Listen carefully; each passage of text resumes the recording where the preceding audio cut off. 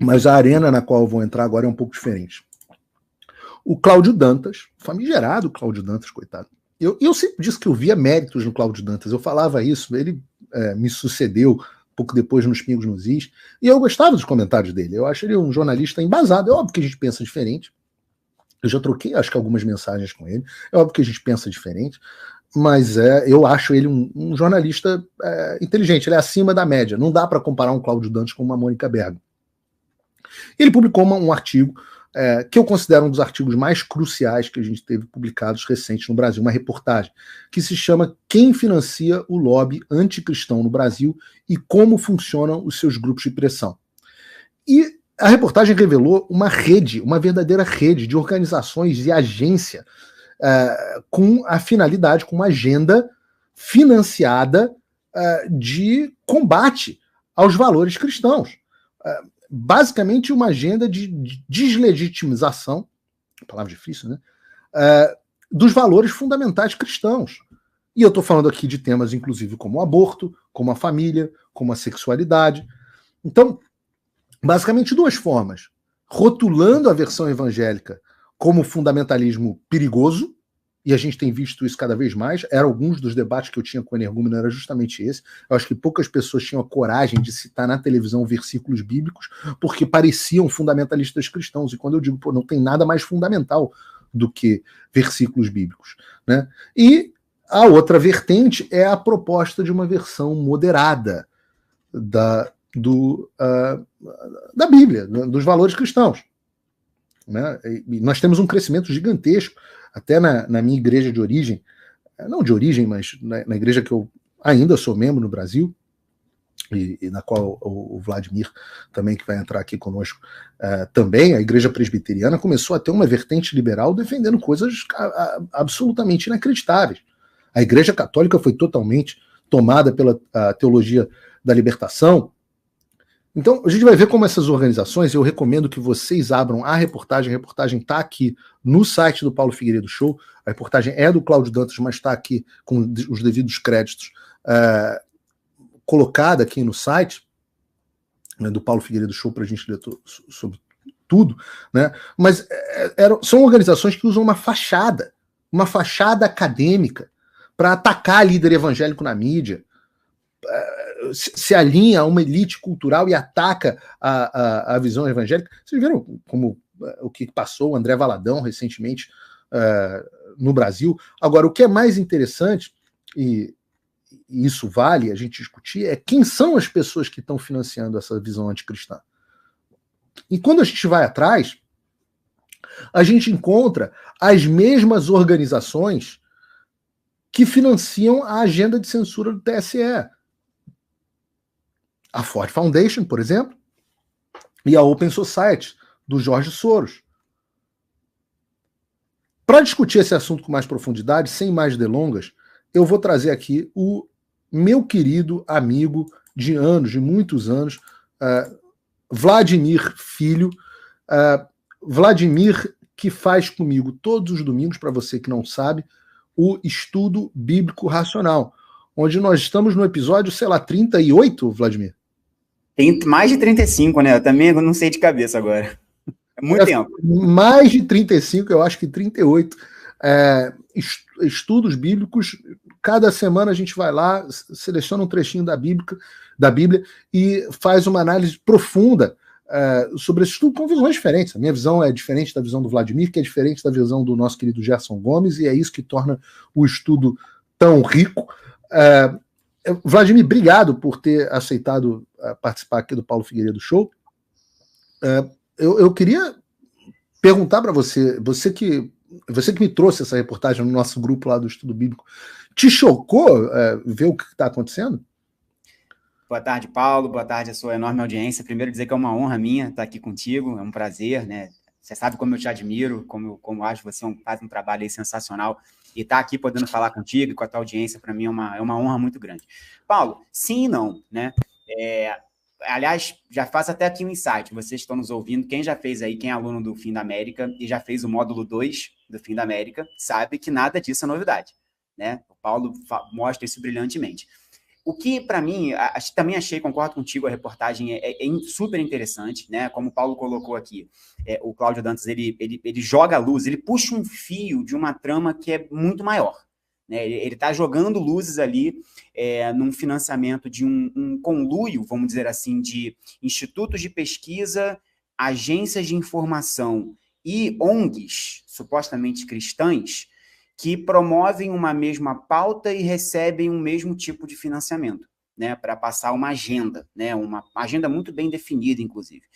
E o que chama atenção, dentre vários pontos aí, Paulo, você me diz aí quanto a gente quer conversar sobre isso, senão a gente fica aqui até amanhã falando. Mas, assim, o que eu acho interessante é da gente perceber como... Vamos caminhando, porque esse é um assunto muito importante, viu, Vladimir? Sem dúvida. Fica à vontade. Beleza. Eu acho, assim, o que está por trás do aqui é um movimento que a gente chama de cristianismo progressista, né, que eu e você, inclusive, queremos explorar isso em outras searas, né, e a gente pode falar aqui um pouquinho sobre que movimento é esse. Mas o meu primeiro insight sobre essa questão é que a gente deve perceber que essas pautas, elas não são orgânicas. Assim, a força dessas pautas, né, elas não vêm da igreja. Elas não brotam de lideranças teológicas da igreja.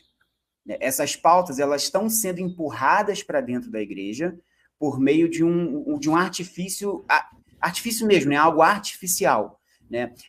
Eu brinco assim, Paulo, assim, se você pega as pautas que esses institutos aqui colocam para frente, e a gente pode aqui comentar algumas delas, né? Que, como você bem falou, é tentar taxar nas posições bíblicas tradicionais sobre casamento entre homem e mulher, sobre proibição de aborto, sobre a soberania de Jesus Cristo sobre todas as coisas, sobre a autoridade das escrituras, taxar nessas pautas o selo de fundamentalista, intolerante, fascista, né? E isso acaba sendo quase que um target, né? Naqueles que ainda têm a coragem, digamos assim, de se pautar sobre isso publicamente. Então, é como se essas produções, né, é um esquema. Você entra dinheiro para produzir pesquisas com um viés muito claro. Essas pesquisas, por sua vez, fornecem subsídios para artigos com verniz acadêmico, né, de supostos pesquisadores, PhD, seja o que for, que vão valer desses dados que foram produzidos por esses institutos. E esses artigos, por sua vez, vão ser colocados na mídia e na boca de pessoas influentes, né, para ressaltar isso aí, espalhar essas informações, né, sendo que todos esses elos estão recebendo recursos dos mesmos locais, né? E assim, eu vou dar um exemplo dos recursos, Vladimir, só para ilustrar o que você está dizendo, tá? Porque não é pouco dinheiro.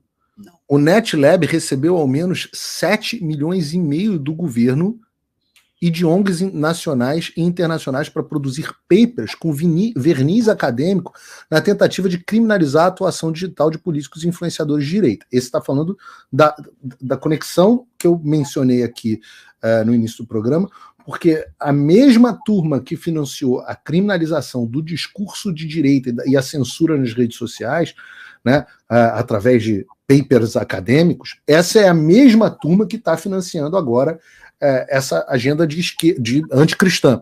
Dentre os financiadores do grupo de pesquisa da UFRJ estão a Open Society Foundation, do Jorge Soros, a Ford Foundation e o Instituto Galo da Manhã. Essas mesmas entidades também integram um conjunto de patrocinadores do Instituto de Estudos da Religião, ICER, que nos últimos 5 anos, ICER parece até nome de divindade pagã, né, cara? Né? A deusa Iser, né? É verdade. Que nos últimos 5 anos embolsou cerca de 20 milhões de reais em doações dessas e de outras entidades via projetos firmados com poder público. As receitas do ISER se multiplicaram no período, saltando de 2,1 milhões em 2019 para 5,3 milhões em 2023. No ano passado, segundo o balanço da entidade, a Open Society Foundation do Jorge Soros e a Ford Foundation repassaram quase 3 milhões. São as maiores doadoras. O Galo da Manhã, outro instituto de esquerda, 110 mil. Outras somas importantes via Fundo Brasil de Direitos Humanos, que também atua como intermediária de doações. Eles usam, além do dinheiro, eles usam intermediários e isso é muito comum, a Open Society Foundation, a Ford Foundation, a Oak Foundation, que é outra importante, que também patrocina o NetLab lá da censura, eles distribuem o dinheiro para ONGs intermediárias, e essas ONGs intermediárias distribuem o dinheiro para as ONGs finais.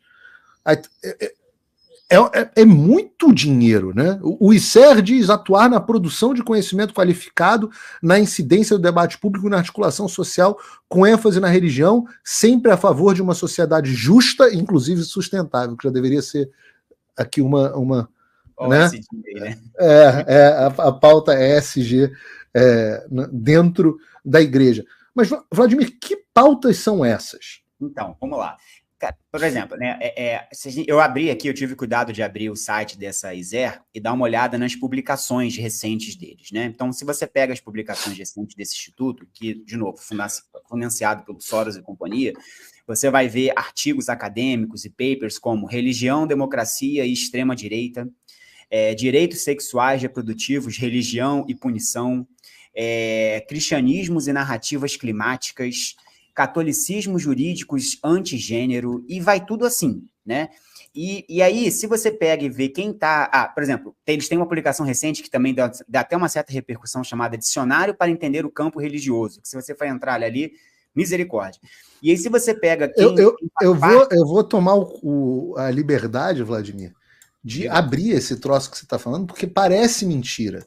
Então eu vou abrir. Cuidado na hora de abrir, porque isso é tóxico. Então. Eu sempre falo aqui pro pessoal da audiência e tal, para eles tomarem cuidado. Agora eles podem colocar o traje de hazmat deles, né?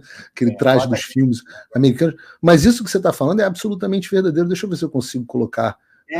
iser.org.br/publicações. Você vai dar uma olhada aí na. Tá aqui. Deixa eu botar. Peraí, deixa eu encontrar uma telinha. Ver que não é conspiração. Não é.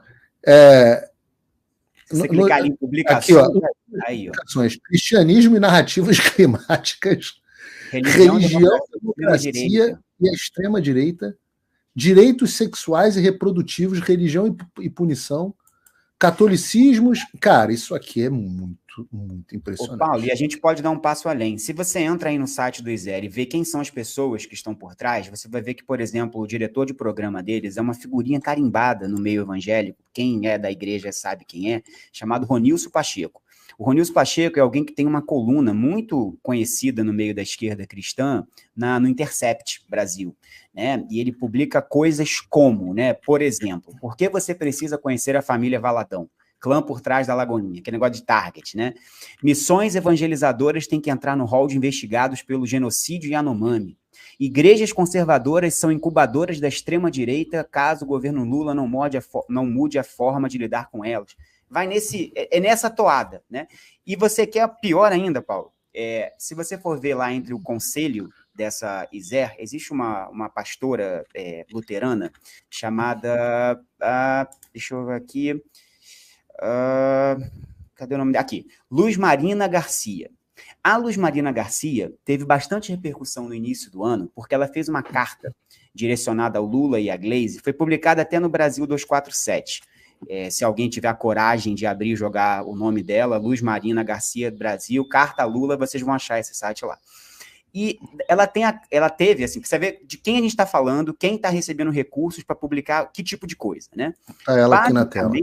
E ela é uma pastora luterana, e aí, basicamente, ela propõe nessa carta duas coisas, né? Eu vou até citar aqui, ela fala o seguinte, olha, essa realidade, né, do fascismo e tal, aliás, Paulo, eu descobri uma expressão recente, a fascistização das igrejas, olha só que bonito, né? Ela fala o seguinte, que essa realidade precisa ser mudada, e aí diz, ó, para enfrentar essa realidade, é preciso incorporar teólogos e teólogas que tenham a capacidade de elaborar argumentos bíblico-teológicos que promovam a releitura do arcabouço conceitual. Bonito, né? O que ela está dizendo, né? Você me perdeu aí, Vladimir. Oi? Eu perdi aí, ficou confuso para mim esse raciocínio. Então, ela escreve uma carta ao Lula para dizer, né, por que o Lula não está dando atenção para as lideranças de esquerda evangélicas, que ele não está dando atenção para essa galera, que a galera ajudou ele a ser eleito e o Lula não dá atenção para elas. E aí ela descreve o que, na visão dela, é esse cenário das igrejas sendo cooptadas por forças de extrema-direita, é o que está no imaginário da esquerda, e ela propõe algumas soluções para isso, né, nessa carta que foi divulgada abertamente. E aí ela diz o seguinte, que para enfrentar essa solução, para enfrentar essa situação de supostamente a extrema-direita dominar as igrejas evangélicas, esse papo da esquerda, ela fala o seguinte, que para enfrentar essa situação, é preciso incorporar teólogos e teólogas que tenham a capacidade de elaborar argumentos bíblico-teológicos que promovam a releitura do arcabouço conceitual. O que ela está dizendo? Gente que vai ganhar dinheiro para escrever em publicações como essa aí, que a gente está vendo aqui. É isso que ela está dizendo aqui, que publicações como essa devem ser promovidas. E aí ela vai além. Ela defende que o Ministério da Educação, o MEC, nosso querido MEC, deveria estabelecer os currículos dos seminários no Brasil e que as igrejas, para serem abertas, deveriam pedir autorização ao governo. Você vê que beleza, né? Uma pastora luterana está pedindo isso. Isso, abertamente. De novo, nossa audiência aqui, joga o nome dela, Brasil 247. E não é orgânico, né? Ela está pedindo isso e está ganhando uma... Eu expliquei aqui no programa a diferença entre o orgânico e o organizado. Eu estava ouvindo. Eu vi que você estava aqui conosco. O Alexandre deveria saber essa diferença a essa altura do campeonato. Mas não é orgânico. É definitivamente organizado e muito bem pago. Sim. E esse é o ponto para mim, Paulo. Assim, gente distorcendo a Bíblia sempre houve. Desde que o mundo é mundo, né? Esse não é o ponto. Sempre vai ter gente propondo interpretações diferentes, tentando verter a Bíblia para se encaixar no que ela entende como correto. Isso aí sempre aconteceu. O que a gente está trazendo, o que essa matéria do Cláudio Dantas traz para a gente, que eu acho que é importante para a gente ter essa noção, é que o tamanho disso é artificial. Que isso existiria, mesmo sem ninguém ganhar dinheiro. O meu ponto é que isso acaba tendo a repercussão que tem, principalmente entre esses meios que estão malcomunados, né, por uma situação artificial. Isso é artificialmente promovido. E aí, Paulo, assim, eu digo muito claro, eu sou um cara que, você sabe, eu vivo na igreja, né? Sou filho de pastor, sou presbítero na minha igreja, eu vivo o mundo da igreja. Se você pega um desses pastores aí, que eu fico brincando que é pastor GNT, que é essa galera aí que vai sendo chamada nesses grupos, que é mais um que senta ali para corroborar o que está sendo dito e bater na igreja, né? É um pastor que está ali para referendar o que está sendo dito ali. Nunca é a visão profética de denunciar o que está errado. É o cara que senta ali na roda dos escarnecedores, né, para fazer coro com eles. Mas pega um sujeito desse, imagina assim, a realidade aqui no Brasil, a igreja típica brasileira é uma igreja pequena, em torno de 100 membros, de maioria negra, pentecostal, talvez da Assembleia de Deus. A igreja típica brasileira é essa. Não são as megas igrejas, são igrejas pequenas. Pega um sujeito desse, bota num púlpito, manda ele pregar. Ele não vai terminar o sermão. Não vai terminar, não vão deixar ele terminar o sermão, vão enxotar ele dali. Por quê? Porque isso não é orgânico, isso não nasce no seio da igreja. Entendeu? Mas, no entanto, acaba saindo na Folha de São Paulo, acaba indo para o GNT, acaba indo para... E muito bem financiado pelas mesmas... A coincidência de serem exatamente as mesmas pessoas que financiam o discurso de censura da direita no Brasil é muito impressionante, Vladimir. Sim. É muito impressionante, porque no final das contas você cria duas portas. Ou você tem o assassinato de reputação que sofreu o André Valadão, por exemplo, o linchamento público, né? E eu tenho certamente muitas divergências teológicas com o André, você sabe disso? Não é Temos, né? Não somos da mesma linha, embora eu congregue lá com ele na Lagoinha, aqui em Orlando, com a maior alegria. Fui no evento anual deles aqui no ano passado, e se convidado esse ano vou de novo e tal. Mas fiz palestra lá, etc. Divergência, convivemos muito bem. Mas ou você tem a porta do assassinato de reputação que ele sofreu, do linchamento público, ou você tem a porta da Folha de São Paulo te chamando, do GNT, da Globo, do Lula te recebendo, e de uma quantidade colossal de grana nas suas costas. Sim. Né? De uma quantidade colossal de grana nas suas costas. Ô, Paulo, então, são duas portas.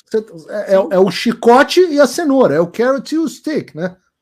É a porta estreita ou o caminho largo. Você imagina assim uma igreja simples, pequena. Eu quero promover... É bem colocado. Eu quero promover a porta estreita ou o caminho largo. É isso que você falou. Digamos assim, eu quero promover um congresso, eu quero trazer um cara bom, eu quero trazer você para falar pra gente sobre política, eu quero trazer o Nicodemos para falar na minha igreja. Cara, eu vou ter que gastar uma grana para fazer isso. Ainda que você não cobre nada, que o Nicodemos não cobre nada, eu tenho que pagar a passagem, tenho que pagar o hotel, que tem que trazer a pessoa com dignidade, conforto. Aliás, está falando na minha igreja. Isso eu vou tirar dinheiro da onde para fazer isso? Das doações, do dízimo, das ofertas que eu vou levantar ali na comunidade. É tudo feito com muita luta, muito difícil. Essa é a realidade das igrejas do nosso país. Aí você vem, essa galerinha, com milhões de reais sendo entubado, do nada. Tem podcast com melhores equipamentos falando. Essas pessoas têm entrada em todos os lugares. Os papers que elas publicam vão parar em todos os cantos. Por quê? O algoritmo do YouTube arrebenta com a promoção deles, pô, joga lá para cima. Lembrando, né? O YouTube tirou os privilégios do nosso canal de estudo bíblico. Sim, sim. Então, assim, a briga é desigual. Né? Não no sentido de que o evangelho está em risco, não é isso. A palavra de Deus é soberana. Mas no meio da cultura, a briga é desigual. Porque você tem, desse lado aqui, ainda que eles não tenham a organicidade da igreja nas mãos deles, eles têm muita grana e acabam tendo influência muito superior ao que, de fato, eles teriam se dependessem das próprias forças. E aí, para mim, é uma grande hipocrisia, Paulo, porque muitos desses cristãos que eu chamo aqui de progressistas, mas a gente pode falar de vários outros termos, é para descrever o mesmo fenômeno, se você for conversar com eles estão falando, porque eu sou anticapitalista, eu sou contra os estadunidenses, influência. E aí eles estão seguindo pessoas que estão recebendo muito dinheiro de mega capitalistas estrangeiros para promover as pautas que eles estão... Cara, isso é hipocrisia máxima. Talvez. Entendeu? Ele tá Mas a esquerda é isso. A esquerda é essa hipocrisia, né? O Lula, anti-Estados Unidos, tem a eleição dele garantida pelo presidente dos Estados Unidos, pelo Joe Biden. Então, assim, a esquerda é isso, né? Essa é a praxis acima de tudo. O Vladimir, você acha que... Pergunta real e honesta para você. Você que está aí, você que está vivendo a vida da igreja. A gente sabe de pastores, inclusive, volto a dizer, presbiterianos, que deram uma guinada numa direção progressista muito interessante, porque tem todo aquele, além dessa questão do benefício, tem todo aquele negócio de você olhar os seus pares e ser mal visto pelos seus pares que estão em uma posição de destaque. Então, seu pai, por exemplo, que é pastor, ele quando toma as posições cristãs tradicionais que toma, ele se indispõe com líderes da própria igreja presbiteriana que estão debandando para esse lado. Então, a pergunta que eu faço para você é, está dando certo isso no Brasil?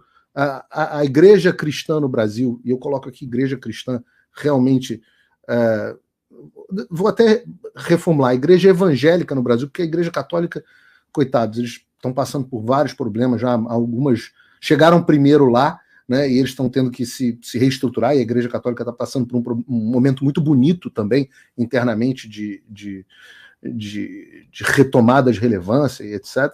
Você tem começado a ver igrejas católicas cheias e cheias de jovens, isso é muito bonito. Mas a igreja evangélica corre um risco, Vladimir? Está em risco no Brasil com essas ações? A gente sabe, eu já ouvi muitas vezes você falando isso, que tudo que acontece nos Estados Unidos acontece no Brasil com alguns anos de atraso, né? E assim, eu acho que a resposta para isso, a gente pode muito tranquilamente fazer um paralelo com o status da saúde da igreja cristã nos Estados Unidos, porque esse processo que a gente está vivendo no Brasil já é um processo que os Estados Unidos vive já há bastante tempo antes da gente, né? E assim, o que acontece, Paulo, quando esse tipo de teologia ganha espaço? Fragmentação. O que acontece é fragmentação, é divisão, essas pessoas acabam montando as suas próprias denominações, as suas próprias igrejas, e a verdade é que isso tende a acabar. Quando a gente entra, por exemplo, num lindo templo de uma igreja na Europa, que virou um museu, o que aconteceu ali? São igrejas que se secularizaram, que adotaram o que a gente chama de teologia liberal, começaram a duvidar da própria autoridade das escrituras, né, passaram a ter um discurso que a gente chamaria hoje um discurso coach, né, é um discurso voltado para o próprio autoengrandecimento, e isso faz com que o tempo a igreja termine, porque se for isso, você tem coisas muito mais legais para fazer. Né? Você tem clubes que são muito mais interessantes, você tem lugar que a música é muito melhor, você tem lugar que você vai comer uma rosquinha com café muito mais bem feito.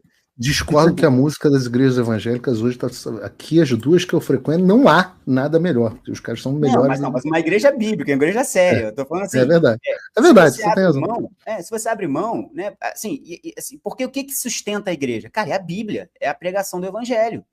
A Bíblia tá ali, a igreja está ali para pregar o evangelho de Cristo Jesus. Então, se você começa a falar um monte de abobrinha e ficar falando de racismo, de não sei o que lá, e essas pautas são reais, assim, o racismo é pecado, isso vai ser condenado em qualquer púlpito, de qualquer igreja séria. É uma maluquice achar qualquer coisa contrária a isso. Mas quando a igreja deixa de proclamar... Eu nunca vi uma igreja que não condenasse o racismo. Nunca vi. Nunca. Isso que eu falo, essa pauta não é 30 orgânica. anos de cristianismo, nunca vi. Não da igreja. Isso não é uma discussão. Isso vai ser sempre condenado. Então, assim, o que acontece é isso. Aí, respondendo a sua pergunta, a igreja corre risco? Cara, assim, é algo que os líderes da igreja, eu me coloco entre eles, ainda novo que sou, eu sou presbítero, a gente tem que estar ligado, sim, por vários motivos. Primeiro, que essa entrada desses assuntos nos seminários é preocupante, porque eles investem na formação daqueles que vão vir para frente. Né? Então, assim, me preocupa seminários, muitas vezes, serem, sim, cooptados, até porque é difícil você ter financiamento, não é fácil. Então, quando entra a grana, o pessoal aceita, porque não tem dinheiro. Né? Então, você compra as pessoas, literalmente, com grana. Então, a entrada no seminário, sim, me preocupa. Me preocupa com a juventude, principalmente, que está em processo de formação. E aí, assim, o cara que está burro velho, o cara que já crê em Jesus Cristo, ele não vai ser cooptado por essas pautas, ele vai achar essas pautas ridículas. Você pega a senhora do coque, do círculo de oração, essa senhora não vai nem dar bola para isso. Agora, o jovem que está indo para a universidade, que está em formação, aí é um momento de guerra mesmo, de choque de cosmovisões, e aí a igreja precisa estar preparada para que os nossos filhos, quando cheguem nessa fase, eles sejam maduros na fé o suficiente para entender o que está acontecendo. Né? E não fiquem de boba alegre ali recebendo essas influências que, de novo, não são orgânicas da igreja, não nascem de dentro do corpo de Cristo, nascem fora e são colocadas ali dentro, exatamente para minar por dentro. O cristianismo progressista, o problema dele é que ele é um câncer. Ele tenta corroer a igreja de dentro para fora. Né? Ao invés de você estar de fora da igreja dizendo isso aí que está falando é falso, Deus não existe, Jesus Cristo é mentira, você coloca pessoas de dentro da igreja para corroer por dentro. Será que Jesus Cristo realmente é o único caminho? Será que a Bíblia é a mesma palavra de Deus ou só contém a palavra de Deus? Ou se torna a palavra de Deus?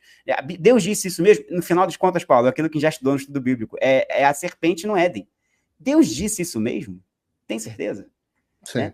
E essas pessoas estão dentro da igreja promovendo essas pautas. Então, eu acho que a gente tem que ficar de olho, sim, porque tem muito interesse, tem muita grana, e aí e a gente nem está entrando aqui ainda nas questões políticas envolvidas nisso, que aí você abre um outro rol de situações, né? Mas eu diria que é algo que tem que ficar de olho, sim. Não pode ser levado com leviandade, não, com leveza. É algo sério. Muito bom, Vladimir. As pessoas que quiserem acompanhar mais do Vladimir podem acompanhar ele nas redes sociais. Vladimir, fala de novo aí seu... Vladimir Filho, WLADYMR Filho. Ô, Paulo, antes de terminar, eu sei que você tem vários outros assuntos, mas já que a gente está falando aqui e a gente tem um estudo bíblico, né? Eu acho que eu não poderia deixar essa inserção aqui sem ler um trecho das Escrituras. Posso? Claro, deve. Né, a gente está aqui falando, ó, é isso aqui que importa. Você não vai ver esses pastores aí que estão recebendo dinheiro do Jorge Soros lendo a Bíblia, falando de Jesus Cristo, pregando o evangelho, dizendo que você precisa de Cristo Jesus na sua vida. Você não vai ouvir esses caras falando isso.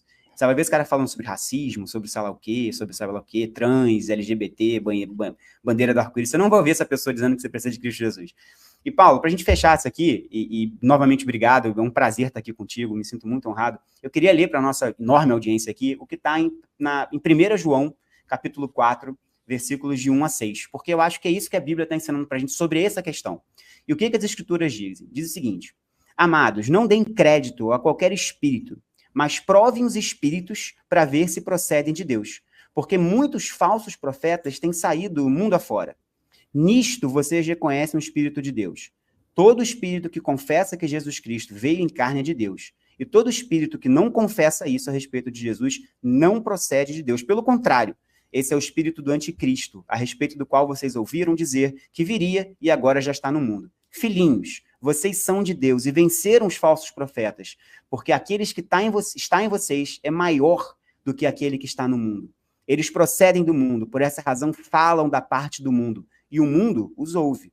Nós, não, nós somos de Deus. Quem conhece a Deus nos ouve. Quem não é de Deus não nos ouve. Nisto reconhecemos o espírito da verdade e o espírito do erro. Amém. Amém. Vladimir, muito obrigado. Nós vamos estar juntos, para aquelas pessoas que não sabem, nós vamos estar juntos no domingo agora, no Estudo Bíblico Racional, às 10 horas da noite do horário de Brasília. É transmitido pela TV Flórida, pelo Fio Diário e pelo canal do Paulo Figueiredo Show e por todos os meus as minhas redes sociais. Obrigado, Vladimir, mais uma vez. Sempre conte comigo, meu amigo. Conto mesmo. Esse é um assunto muito mais importante do que o primeiro. E o fato de que ainda tem pessoas que não percebem isso, eu acho interessante, porque a gente estava com mais ou menos 17 mil pessoas nos assistindo e agora caiu para perto de 16 mil. Ou seja, a audiência caiu quando eu falei do assunto mais importante. E é exatamente esse o problema. Teve um coitado aqui no chat que falou: Paulo, o programa está morno hoje, cadê as pautas quentes? Essa é a pauta mais quente que existe, meu filho. Você não está entendendo? Você não está entendendo que existem as mesmas organizações que dão suporte ao Alexandre, são organizações que estão atacando a Igreja de Cristo? Não é possível que você seja tão burro ou tão limitado que você não consiga perceber a conexão entre as duas coisas. No final das contas, essa guerra é espiritual, pô. Os caras não querem destruir a sua família à toa. Eles não querem destruir a sua relação com a sua sexualidade à toa. Eles não querem destruir o seu corpo à toa. Eles não querem destruir a sua relação com Deus, com propósitos, com valores absolutos à toa. E essa é a pauta mais quente que pode existir. Uma reportagem de um jornalista sério, competente, mostrando que as organizações internacionais estão financiando a ruína e a destruição do cristianismo no Brasil, em parceria com a mesma turma que atua com Alexandre de Moraes, a mesma turma do governo Lula. Pastores ligados ao governo do Lula. Como é que isso não é uma pauta quente? Essa é uma pauta fervendo. Esse é o assunto mais importante. Ora, e é por isso que eu peço tanto que as pessoas façam o meu curso, para não haver mais esse tipo de estupidez. A audiência tinha que ter disparado quando eu falei desse assunto. O Andrew Breitbart, que é um jornalista muito importante americano, inclusive o mentor do Steven Crowder, ele diz o seguinte: política é rio abaixo da cultura. Então, quando as coisas chegam na política, no dia a dia, na discussão do Alexandre de Moraes e do Lula, a guerra já está decidida na cultura do povo. Só que o que o Breitbart não disse é que a cultura do povo, e o Olavo de Carvalho disse, é que a cultura do povo é consequência dos seus valores formados pelas suas religiões. Então, a cultura advém a política advém da cultura e a cultura advém da religião. Eu vou dar um dado para vocês. Todas as pesquisas que a gente faz internamente mostram que entre os evangélicos, o Bolsonaro teve 70 e poucos % dos votos. Sabe o que significa isso? Que se o Brasil inteiro se tornar evangélico, ou se o catolicismo melhorar, né? Se o Brasil inteiro... Porque eu acho que o número entre os católicos, mais católicos votam no Lula do que no Bolsonaro. Mas eu acredito que esses católicos... Essa conta é mal explicada, porque são católicos do IBGE, que dizem que são católicos, mas não são católicos de verdade. Se você for botar os católicos que efetivamente vão à igreja, eu aposto, e aí é uma aposta, não um número estatístico, que o Lula também ia ter 25% dos votos. Significa que se você evangeliza o Brasil, não tem roubo, não tem o que você faça, não tem o que fazer, a esquerda não subsiste. Existe um estudo aqui nos Estados Unidos mostrando que o fator demográfico que mais altera o voto é a religião. Os democratas têm, a esquerda nos Estados Unidos tem 26 pontos percentuais a menos de votos de cristãos. E é por isso que os caras estão agindo.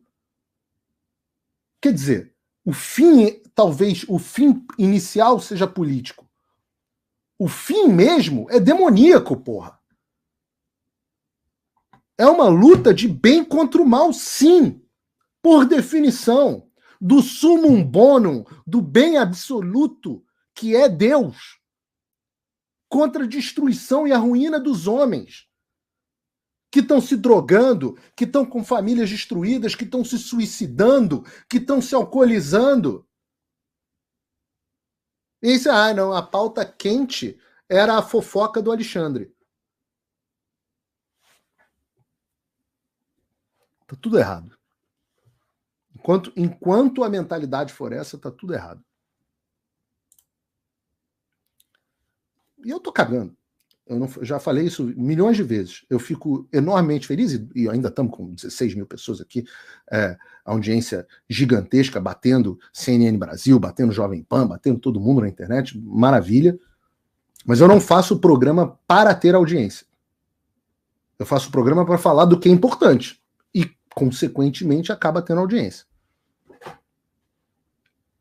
Mas se eu tiver que falar para 3 pessoas para dizer que a coisa mais importante que tem para o Brasil é Jesus Cristo, eu vou falar para 3 pessoas. E paciência. Pois bem, então vamos falar. Pauta do programa de hoje ficou engraçada. Já que a gente estava falando de um assunto muito importante, vamos encerrar o programa falando de um assunto sem a menor importância. Isso porque eu, obviamente, estou me divertindo. O sujeito tem o direito de se divertir. Eu acho que a gente tem a prerrogativa de se divertir. O riso também é de Deus, o bom humor também é de Deus. Então a gente tem o direito de se divertir de vez em quando. E essa semana eu me diverti horrores, porque de vez em quando eu lembro que o energúmeno existe. E quem não sabe, o energúmeno, a essa altura todo mundo já sabe, é aquele que fazia, que era, por dever de ofício, humilhado diariamente por mim na Jovem Pan, no Morning Show, e que é desesperado com a minha existência, né? Desesperado com as coisas que eu faço. E nessa semana ele resolveu publicar um tweet que eu vou botar aqui na tela para vocês, assim que eu achar exatamente isso aqui, dizendo o seguinte: eu tinha feito uma postagem dizendo, estou mais ansioso que vocês sobre a bomba na cabeça do Xandão, que vem do Congresso dos Estados Unidos, que eu fui informado na semana passada. Infelizmente não depende completamente de mim, eu ainda não sou congressista, quem sabe um dia, mas vai sair já já.